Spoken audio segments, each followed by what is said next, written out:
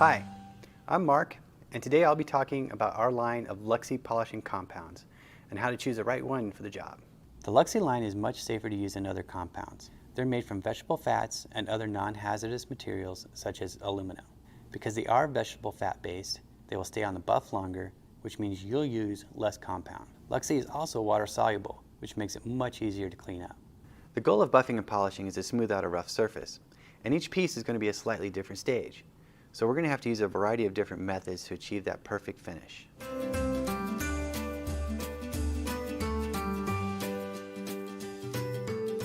The Luxi Black is very aggressive and is a great starting point after 180 grit sandpaper.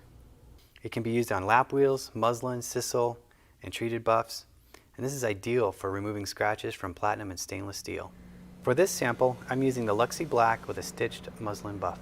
Although we're using the durable direct flow system, it's always a good idea to wear eye protection and a dust mask or respirator. Also, please remember to tie up any loose clothing and hair. As you can see, I'm using alligator skin on my fingers, which protects me from minor cuts, abrasions, and heat. When buffing, you are working with a wheel spinning at several thousand RPMs, which can make your piece very hot. So it's a good idea to keep a cup of water handy to cool the piece as you're working. So here's the dome after polishing half of it with the Luxi Black. As you can see, it really cut the dome quickly and has eliminated most of the heavy scratches left from the 180 grit sandpaper. The Luxi Yellow is good to apply after sanding with 240 to 320 grit sandpaper. It should also be used with non-treated muslin or felt stitched buffs running at about 3000 RPM.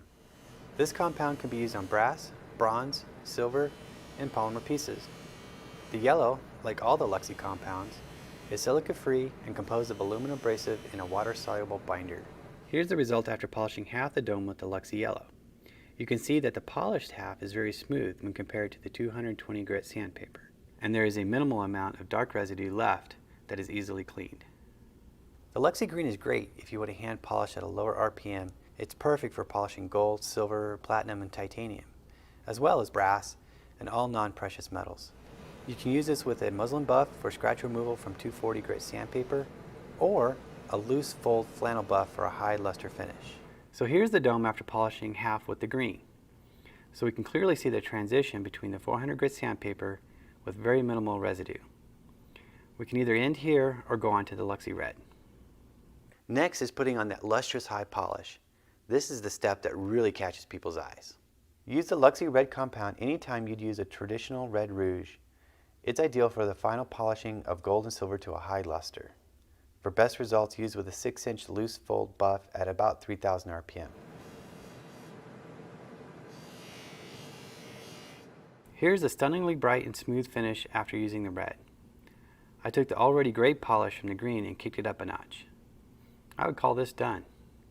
If you're polishing at your bench or on a small lathe, try the Asian blue followed by the green or purple, as these compounds work best at lower speeds and temperatures.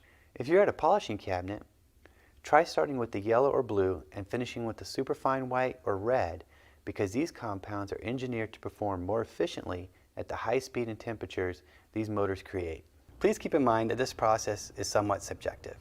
You might feel that the Luxi Red gives the best polish, while others are going to feel that the Luxi Green is a superior finish. But that's why we have the Luxi Sample Bar Assortment Kit. In it, it contains all the different colors, which will allow you to be adventurous and experiment a little bit. But if you do, just be sure to dedicate a buff to each color to avoid cross-contamination. If you can't do that, just make sure that you rake the buff really well to expose new fibers before adding a different color.